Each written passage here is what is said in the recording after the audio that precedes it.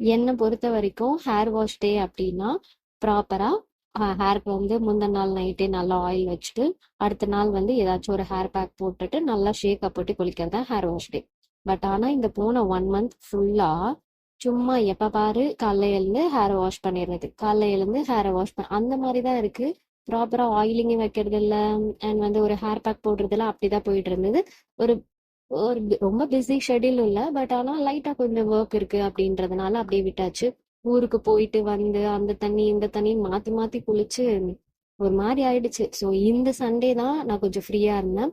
அதனால ஒரு நல்ல ஹேர் பேக்னா, நான் பெஸ்டான ஹேர் பேக்னா எப்பவுமே நான் ஆனியன் தான் எடுத்துருவேன்.